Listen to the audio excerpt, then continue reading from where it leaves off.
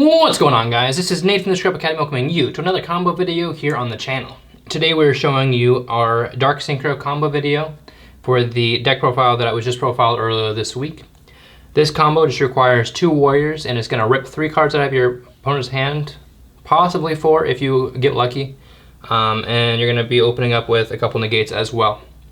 So all you're going to need is 2 warriors. So we have 1 opener here. So we got our Photon Thrasher, which you can special summon itself when you control no monsters, and a random warrior.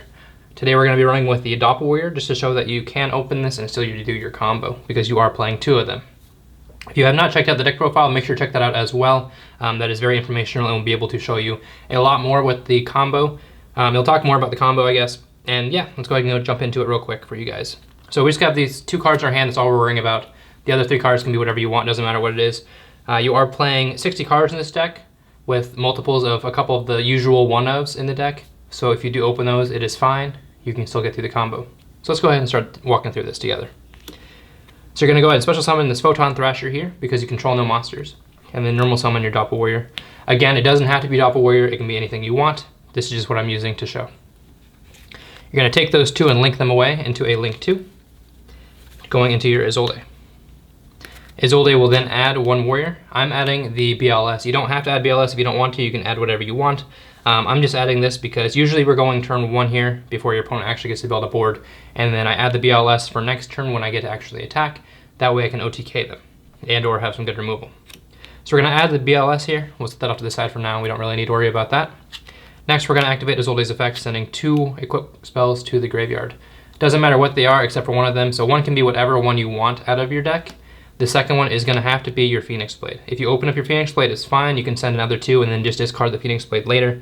But you do need to end up getting the Phoenix Blade into the graveyard at some point. If they do stop you from doing that, say they stop you from banishing, as long as you open up another spell, you don't have to use the Phoenix Blade. So you can just discard cards out of your hand and you'll be fine. But it is more likely that you're going to be able to get the Phoenix Blade off, and it is more helpful too because then you have more cards in your hand that you can use later on instead of having to discard them for effects.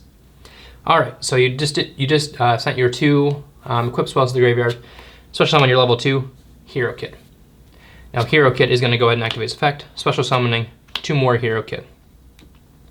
After that, you're going to take 2 of those Hero Kid and overlay them into your number 29 Mannequin Cat.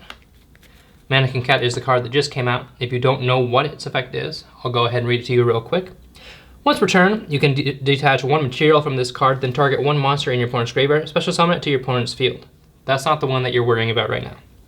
The one you want to do is, if a monster is special summoned to your opponent's field while you control this monster, except during this damage step, you can target 1 face-up monster your opponent controls, special summon 1 monster with the same type or attribute from your hand, deck, or graveyard. You can only use the effect of number 29 Mannequin Cat once per turn. Now, what's cool about that effect is you don't actually have to detach. So, I mean, that's kind of nice. It's just kind of an activated effect. The detaching one is the one where you have to special summon from your opponent's graveyard. But you're not worrying about that at all. All right, so you got your Mannequin Cat, you got your Hero Kid and your Isolde. You're going to go ahead and take your Isolde and your Hero Kid now, and you're going to link 3 into your Nightmare Unicorn. Now, Nightmare Unicorn isn't really anything here. It's just kind of there. If you are going second, you can activate the effect of Unicorn just to get some removal, but we're not worrying about that right now. After that, you're going to take your Isolde and your Hero Kid, and you'll banish them to add back the Phoenix Blade. This is, again, where if, like, say they have a Lancey or something like that that allows you so you can't banish from the field or whatnot, or from the graveyard, that's fine. Because you can, as long as you have a spell in your hand, that's all you need is 1 spell in your hand, the rest can be monsters, you're good to go. So we're going to go ahead and add that Phoenix Blade to hand. After that, you're going to take that Unicorn, and you're going to link summon into your Nightmare Mermaid. Now Mermaid's effect will activate, discarding your Phoenix Blade that you added. You don't have to do this, but I just like being able to do this because you're not having to worry about other things discarded from your hand. You're going to be going ahead and doing that, special summoning your Nightmare Corruptor Ibli. After that, you're going to take the Phoenix Blade to add it back to your hand by banishing 2 more warriors out of your graveyard. And then you're going to be link summoning with your Unicorn and your Ibli into a link 2, which is going to be our Beat Cop from the Underworld. Now once Beat-Cop is summoned, Ibli's effect will activate because it was used as a link summon to special summon your Ibli to your opponent's side of the field.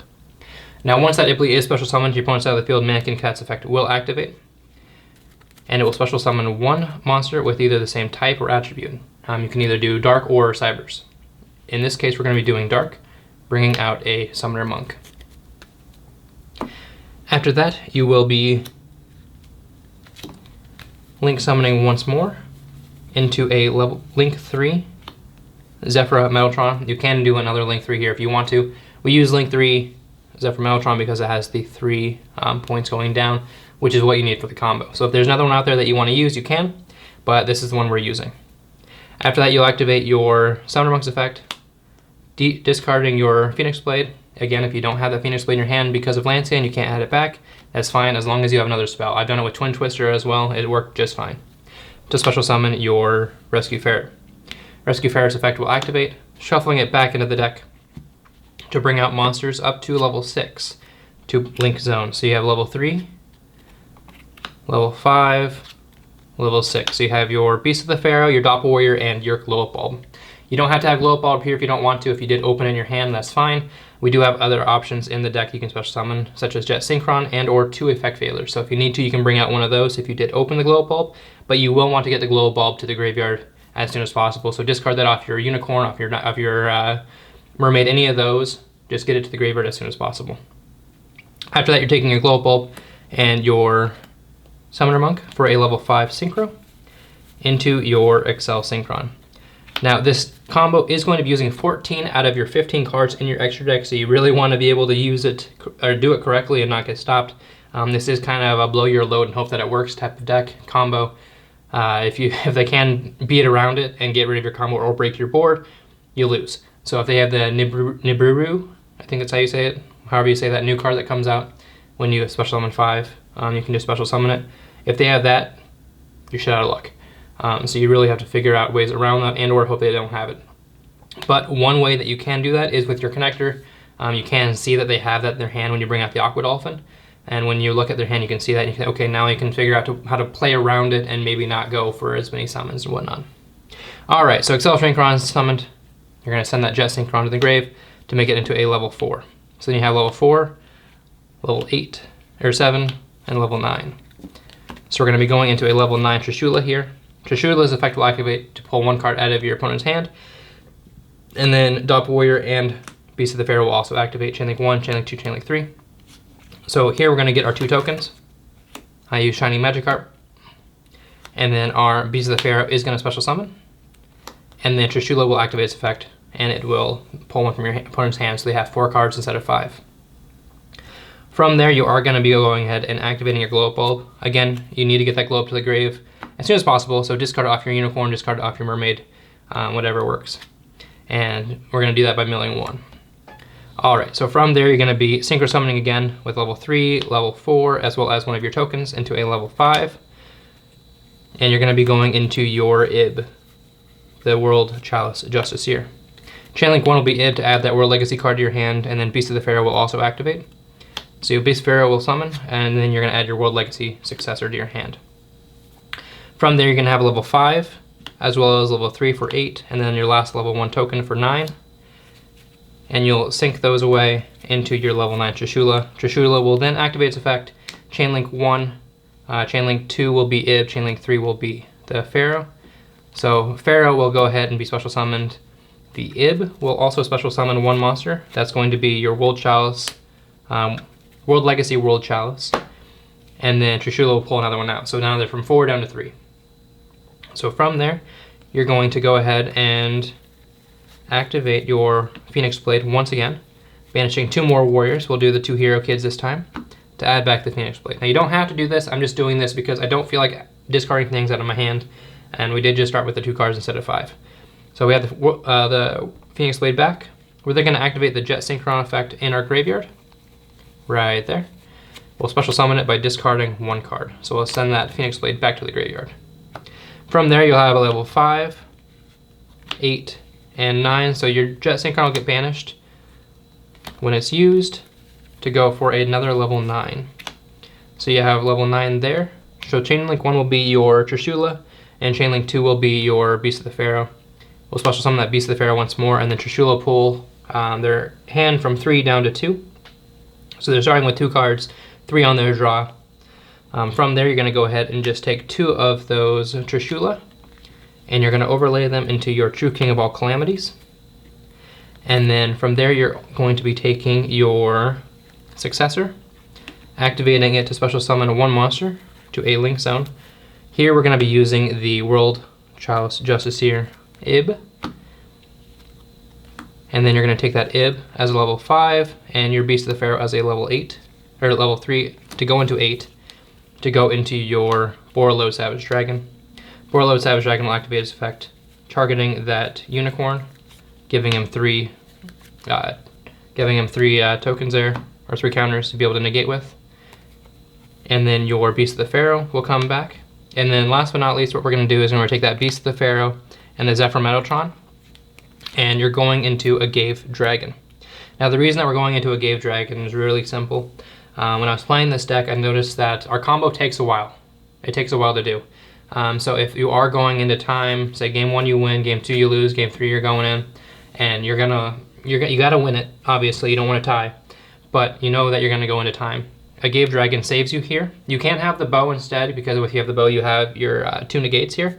So you have 2 negates with your bow, a negate with Borreload, as well as your True King of all Calamities negate.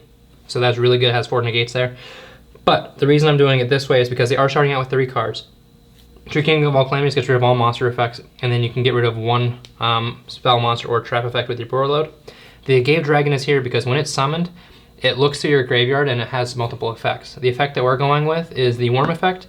So you gain life points for each worm in your graveyard. You just happen to have that Zephyr Metatron in the graveyard that you can actually get the effect off with. So you gain 400 life points. So if you're going into time and you only have your main phase and that's all you have, and you know that you can't do any damage anywhere else because you can't attack, say it's turn 1, you can go into the Gave Dragon and then gain your life points and you're good to go. So that's the reason behind that. The bow is amazing as well. You can play that if you want. That is completely up to you whether or not you want to spend the money for it. I myself, feeling that I have already 2 negates on the field, I don't need that 3rd one, but I would like a way of being able to gain life points when it's main phase 1 and it's my turn and we might be going into time. So yeah, that's the first combo. You do end up with the 2 negates. You have dropped your opponent down to 2 cards, 3 on their draw, so we'll have 3 cards. -2 because of the negates, maybe even 3 depending on if they're monster effects. And yeah, next turn you can just go ahead and activate your BLS, bring it to the field, and then push all in for game. And that is your first combo, guys. So yeah, hope you enjoyed this combo. If you did, make sure to hit that like button, hit that subscribe button. Make sure to hit that notification bell on the way out the door because all your support is greatly appreciated. We will be coming back again later this week with another combo video for you guys. Last one for this deck. This next combo is just going to be showing you what happens if you do open up a certain card in the deck. So yeah, that's all I've got for now, guys. Thank you so much for watching. As always, this is Nate from the Scrub Academy, signing out for now. Peace out.